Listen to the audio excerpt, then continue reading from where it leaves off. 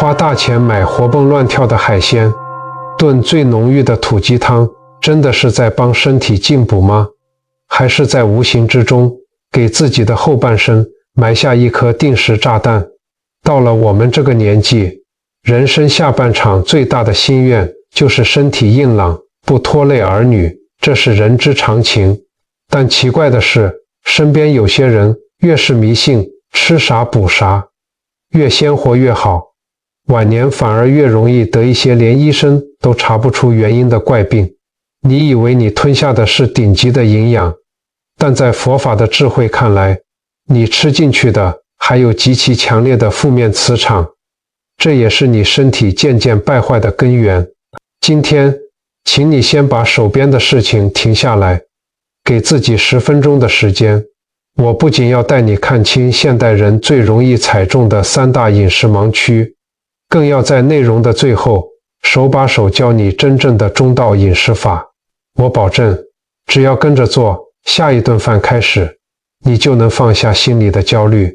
吃出最纯净的好磁场，让你的家重新找回久违的和谐与温暖。不仅能帮你远离病痛纠缠，还能把家里的餐桌变成积累无量福报的最佳道场。为了让你明白这其中的因果，我要先跟你讲一个真实发生的事。前几年，我有一位认识很久的老朋友，特地跑到南部一个很有名的渔港去吃海鲜。我们都知道，去渔港就是要吃个鲜字嘛。他那天运气特别好，在海鲜餐厅的水族箱里碰上了一只极其罕见的抱卵大母蟹，也就是说，这只母蟹的肚子里满满的全都是即将出生的蟹卵。餐厅的厨师把母蟹抓出来，准备活生生剖开料理的时候，那只母蟹竟然不断地吐出白色的泡沫，2只大螯无力地在半空中挥动着，那模样就像是在苦苦哀求，在流泪一样。旁边的客人看了都有些不忍心，就好心劝他说：“大哥啊，这只母蟹都抱卵了，也就是快当妈妈了，算了啦，给它留条生路，我们换别的吃。”但我这位老朋友平时就特别迷信吃啥补啥，越鲜活越补的偏方，他觉得这可是千载难逢的大补之物，哪里听得进去劝。他眉头一皱，挥挥手，硬是叫厨师给蒸了，最后一口气吃得干干净净。结果呢，当天晚上回到饭店，他就经历了极其可怕的事情。半夜里，他突然觉得全身僵硬，动弹不得，就像是民间常说的鬼压床。他感觉整个胸口仿佛被一块1000斤重的巨石死死压住，连一口气都喘不过来。更恐怖的是，他隐约感觉到有成千上万细小的东西在皮肤上密密麻麻地爬动。他在心里拼命呼喊，却发不出半点声音。好不容易挣扎着醒过来，全身早就被冷汗湿透了。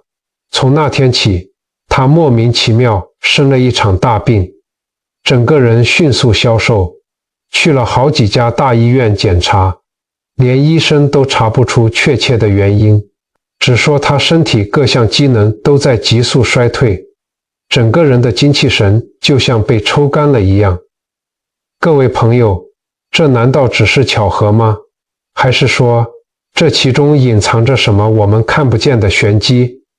在佛学里有一个非常核心的智慧，叫做依报随着正报转。什么意思呢？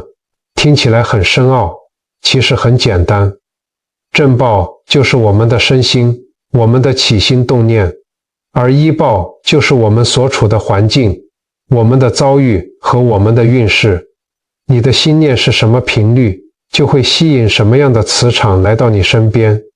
这就像是收音机调频一样，你调到悲伤的频道，听到的就全是悲歌。你想想看，那只抱卵的母蟹在被活生生宰杀的那一刻，它的心里充满了什么？是极度的恐惧，是无尽的痛苦，是对肚子里无数小生命的怨恨与不舍。当你把这些带着极大怨气与恐惧的血肉吞下肚，你吃进去的难道真的只是蛋白质和营养吗？不，你吃进去的是一团极其强烈、极度负面的嗔恨磁场。我们常说要养生，要补气，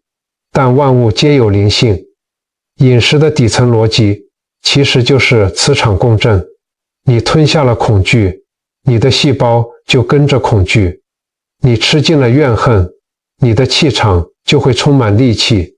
这就是为什么很多人花了大把钞票，吃遍了山珍海味，想要顺顺当当的过日子，身体却越来越差，运气也越来越背，因为他们没有搞懂，吃下去的若是怨气与惊恐，那么再昂贵的食物也会变成摧毁身心健康的毒药。盲目的追求口腹之欲，不仅耗损了我们本具的慈悲心，更是在无形中给自己的生命埋下了一颗定时炸弹。听完刚刚那个海鲜的故事，很多人可能会松一口气说，还好还好，我现在学佛了，我吃素，我不碰荤腥，这样总不会惹上什么不好的磁场了吧？甚至有些人会觉得，既然吃素这么好，为了全家人的健康，为了帮家里消业障，我必须让全家人都跟着我一起吃素，就算他们不愿意，我也要逼着他们吃，因为我是为你们好啊。各位朋友，如果你心里也曾有过这样的想法，请你先停下来，听我讲一个身边真实的故事。我认识一位65岁的林师姐，她是一位非常虔诚、非常有爱心的人，常年都在道场里做志工。前几年，她听人家说吃肉会造业，会结恶缘，于是她下定决心，不仅自己开始吃全素，还严格规定家里的餐桌上绝对不能出现任何一点肉末。她要求儿子、媳妇，甚至是正在发育期的孙子，每天只能跟着她吃极度清淡的水煮蔬菜、豆腐。媳妇有时候心疼孩子，偷偷买了一点肉松，或是煮个鸡汤。林师姐一看到就大发雷霆，说媳妇这是在造杀业，会连累整个家。结果呢，短短半年下来，孙子因为营养不均衡，面黄肌瘦，免疫力大幅下降，几乎每个月都在感冒发烧。儿子和媳妇也因为舍不得孩子，林师姐心里觉得好委屈啊，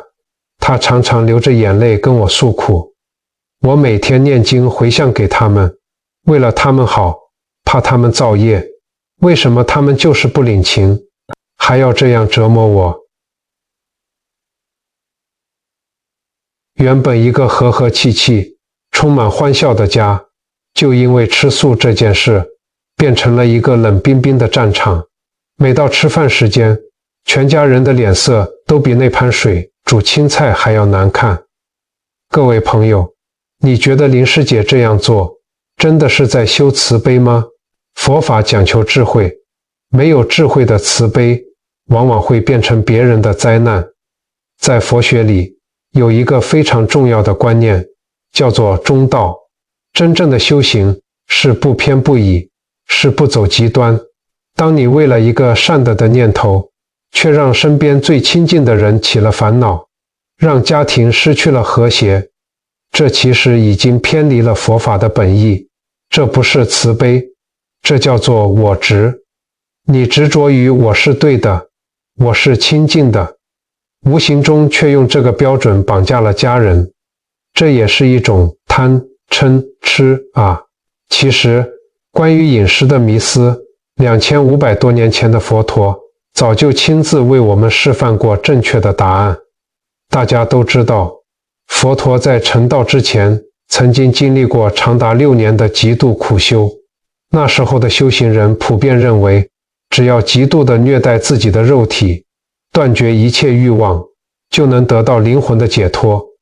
所以佛陀当时一天只吃1粒麻、1粒麦。6年下来，他原本健壮的身体变得骨瘦如柴，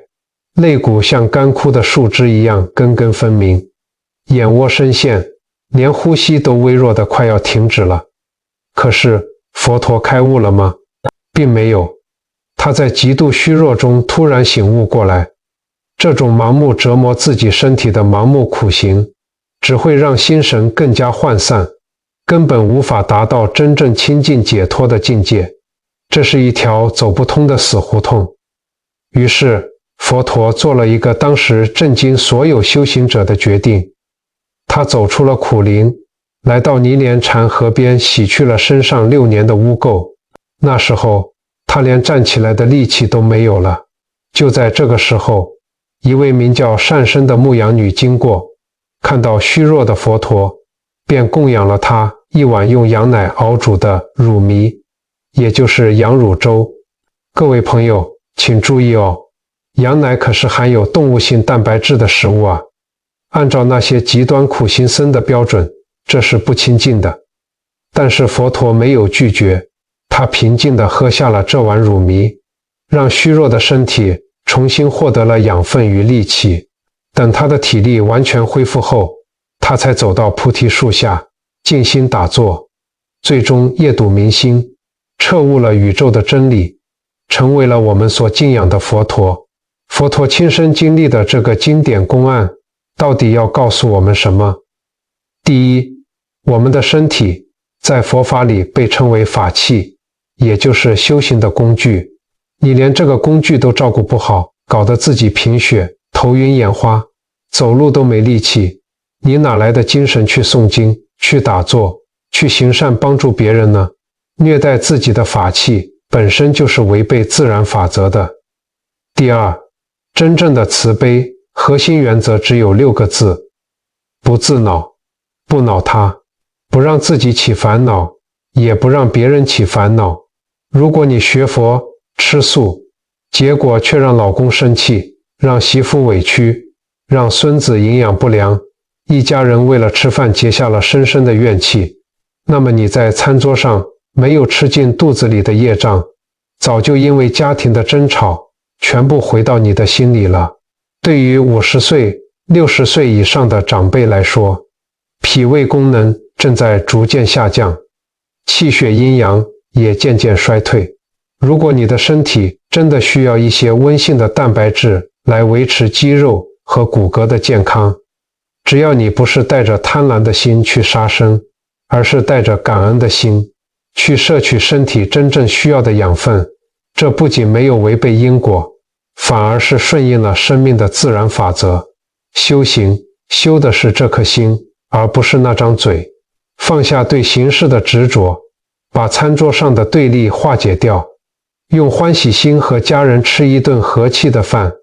这才是人间最真实的菩提啊！刚刚我们说了，只要不是带着贪婪的心，适量摄取温性的荤食来保养身体，这并不违背中道。但是各位朋友，这里有一个非常重要的底线，你一定要守住。我发现身边很多长辈对吃补有一种深深的迷思，他们总觉得买海鲜、买家禽一定要亲眼看着它活蹦乱跳，甚至现宰现杀才叫做新鲜，才叫做有补到。比如去餐厅特别爱点那种端上桌还在跳的活跳虾，或者是醉虾；去菜市场非要挑活生生的土鸡，看着摊贩老板一刀划下去，觉得这样熬出来的鸡汤才够纯。甚至有些人特别迷信吃那种细细小小的飞仔鱼，觉得一口吞下几百只小鱼，就是在补充最旺盛的生命力。如果你或你的家人也有这种习惯，请你一定要把接下来的故事听进去。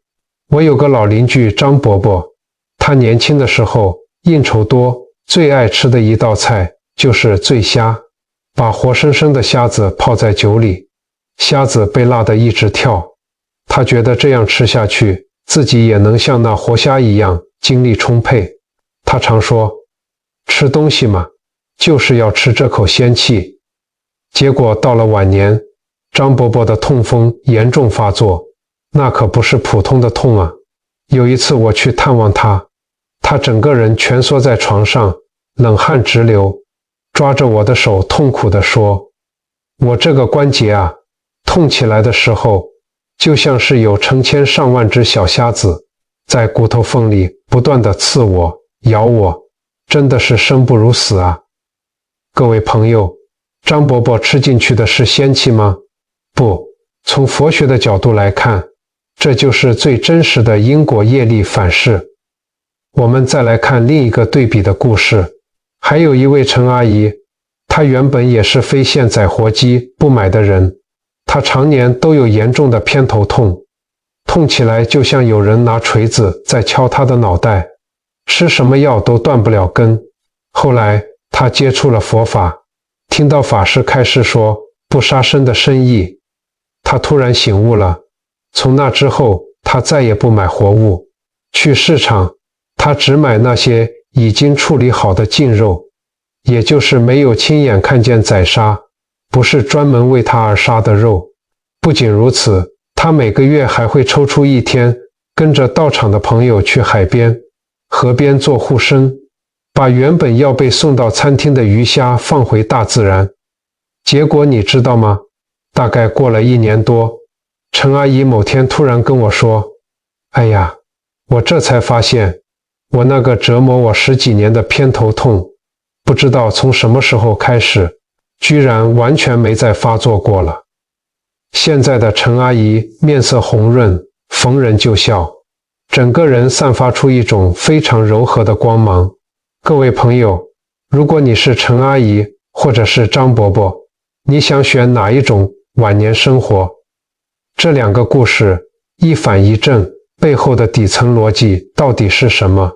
在佛法里，我们常讲4个字：众生平等。这个平等不是说人跟蚂蚁的地位一样高，而是说贪生怕死的本能是所有生命都一样的。你试着换位思考一下，当一只活生生的虾子被丢进烈酒里，当一只土鸡被倒吊起来准备割喉，他们在那一瞬间感受到的是什么？是无比的惊慌、极度的恐惧，以及对死亡的怨恨。从现代科学的角度来说，动物在极度恐惧和痛苦死亡的瞬间，体内会分泌出大量的压力荷尔蒙和毒素，这些毒素会瞬间遍布它们的血液和肌肉里。你以为你吃下的是最顶级的营养，其实你吞下的是它们死前最浓烈的恐惧与怨气。更可怕的是，像飞仔鱼或者是鱼子这种食物，你一口吃下去，那是成百上千个还来不及长大的生命啊！佛法说，这叫做断绝了自然界的生生之机，你剥夺了它们长大的机会，这股庞大的肃杀之气就会无形中纠缠在你的磁场里。这就是为什么很多人越爱吃这种活体大补，晚年的病痛就越古怪，脾气就越暴躁，家里就越不得安宁。因为你的五脏六腑里早就积满了那些生灵的惊恐与业力，你的磁场怎么可能会清净呢？所以各位长辈朋友，放下对活体进补的迷信吧，给生命一个机会，也是给自己的未来积累福报。如果真的需要吃肉，选择市场上已经处理好的，带着一份感恩的心去吃，这样既照顾了身体，也守护了我们内心的慈悲与清净。各位朋友，刚刚我们讲了不要吃活物，但现在社会上还有另外2种极端的饮食风气，也正在悄悄地侵蚀我们中高龄朋友的健康与磁场。第一种极端是跟风吃生食。现在手机网络很发达，很多长辈常常看短影片，看到年轻人流行吃什么生腌海鲜、酱油腌生螃蟹，或者是那种一切开还流着血水的3分熟牛排。有些长辈觉得自己肠胃还不错，想说也来赶个流行，尝尝鲜。我认识一位60多岁的王大叔，就是这样。他看了影片，觉得生腌螃蟹看起来好下饭，就去买来吃，还觉得自己这叫跟得上时代。结果呢，才吃了没几次，就开始上吐下泻，连续高烧不退，送到医院一检查，竟然是严重的寄生虫感染，差一点点就引发了致命的败血症。他在病床上躺了大半个月，整个人瘦了一大圈，直呼再也不敢乱吃了。这不只是公卫或医学上的卫生问题，从佛学的角度来看，吃这种带着血水的生肉、生海鲜，吃进去的其实是极重的无明与寒气。为什么我们人类的祖先要发明火？因为火可以转化能量，食物经过火的烹煮，不仅能杀死肉眼看不见的寄生虫和细菌，更重要的是，火的阳刚之气能够化解掉动物生肉里那股原始的、未经驯化的血腥无明。对于50岁以上的长辈来说，你本身的阳气已经在慢慢减弱了，这时候你还把那种阴寒、带着血腥气的生肉吞下肚，这就是在用自己的阳气去对抗阴邪之气啊！你的心神怎么可能安宁？你的身体怎么可能不出状况？我们再来看另一种极端，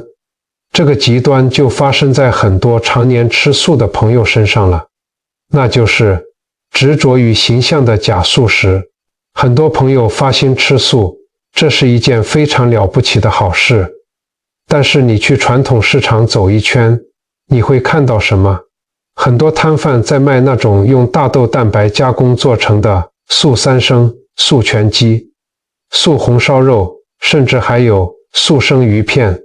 做的跟真肉一模一样，连味道都非常逼真。我有一位吃素10多年的李奶奶，她每逢初一、15拜拜，或者过年过节，就特别爱买这些素料。她心想，我吃素啊，但我也可以享受吃肉的感觉和味道嘛。结果呢，因为这些过度加工的素料里面加了满满的化学香精、色素、防腐剂和大量的盐巴，李奶奶吃了几年下来，不但血压降不下来，连肾脏都出了大问题。医生严重警告她，不能再碰那些加工食品了。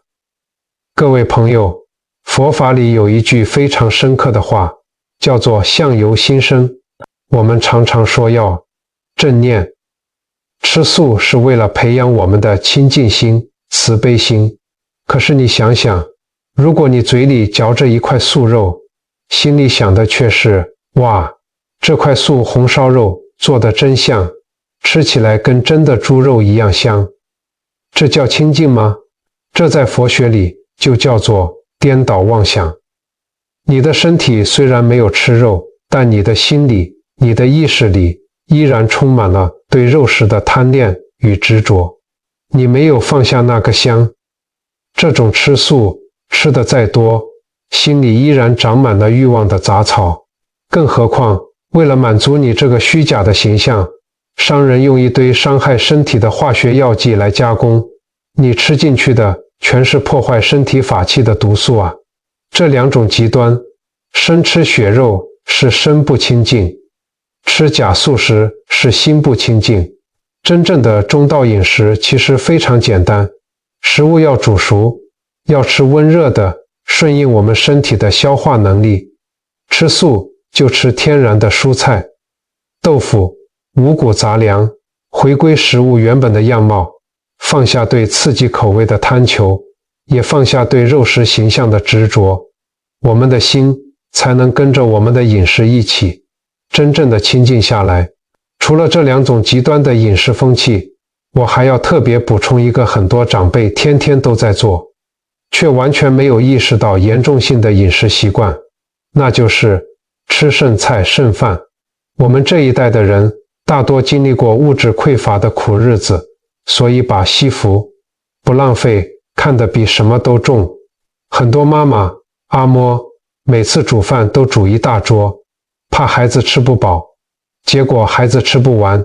剩下的菜怎么办？舍不得倒掉啊，就全部塞进冰箱。接下来的好几天，长辈们就自己一个人默默地把那些反复加热的剩菜剩饭吃进肚子里。新鲜的饭菜总是留给年轻人。我认识一位陈阿婆，就是这样出了名的惜福。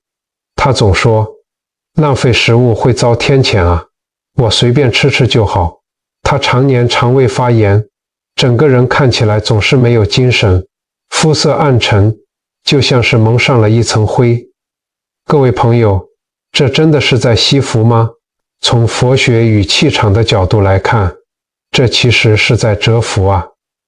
我们刚刚说过，食物是有生命的，有能量的。新鲜的蔬菜，刚煮好的米饭，充满了天地间的生机与阳刚之气。但是，当饭菜被放进冰箱，隔夜再反复加热之后，它原本的生命力早就流失殆尽了，取而代之的是停滞的阴寒之气与败坏的磁场。你的身体是珍贵的法器，你却把它当做了家里的厨余桶。你为了舍不得那几十块钱的剩菜，把没有能量甚至带有毒素的隔夜菜塞进五脏六腑。这不仅会让你的脾胃受损，更会让你的身体充满了停滞、沉重的负能量。你的气场怎么可能会好？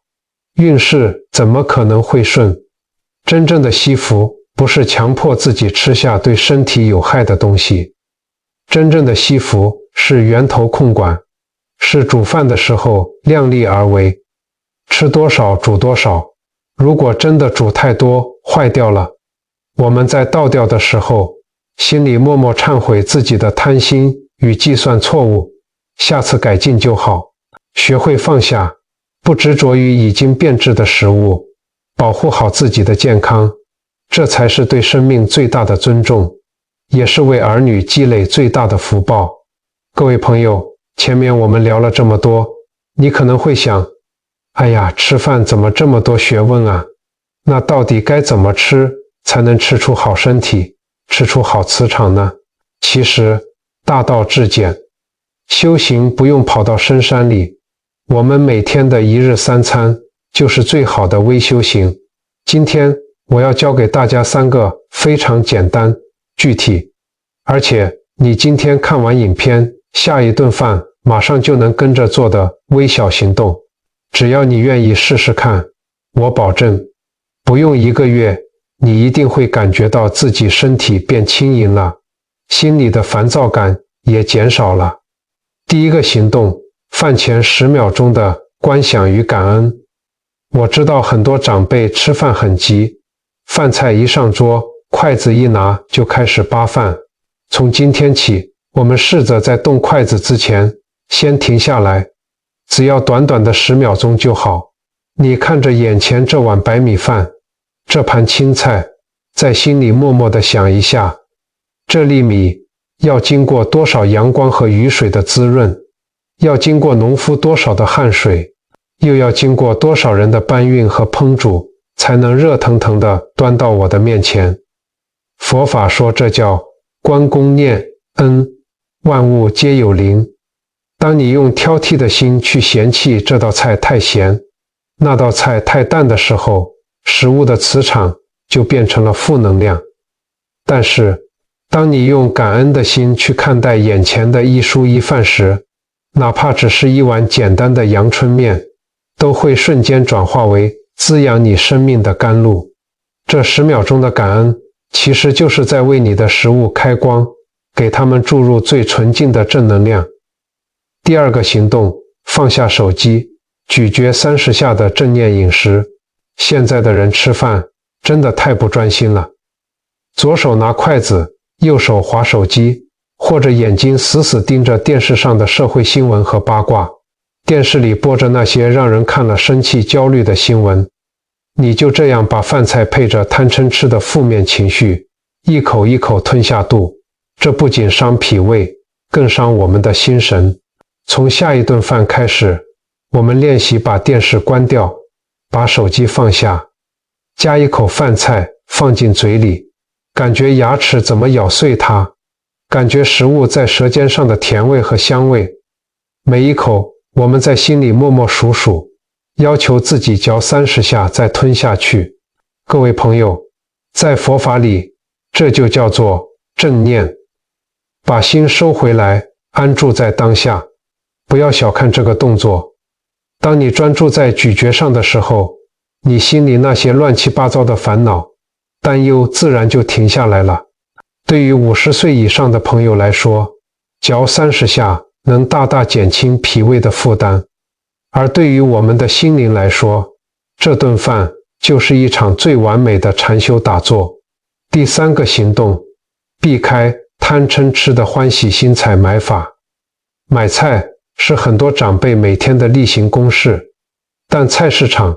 其实也是考验我们修行的大道场。以后去市场，我们记住一个原则，不买奇形怪状的食物，因为那些形状扭曲的动植物往往带有混乱的磁场。也不要买活物看着别人宰杀，把杀业和惊恐带回家。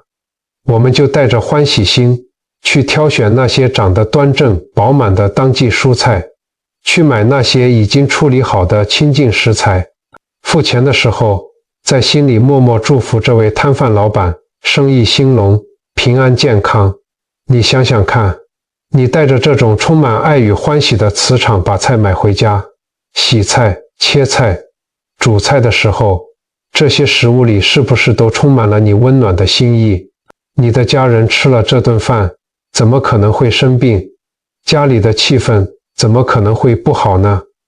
这3个微小的行动，饭前感恩、正念咀嚼、欢喜采买，不用花你1毛钱，却能从根本上改变你的健康与运势。这就是把厨房当作道场，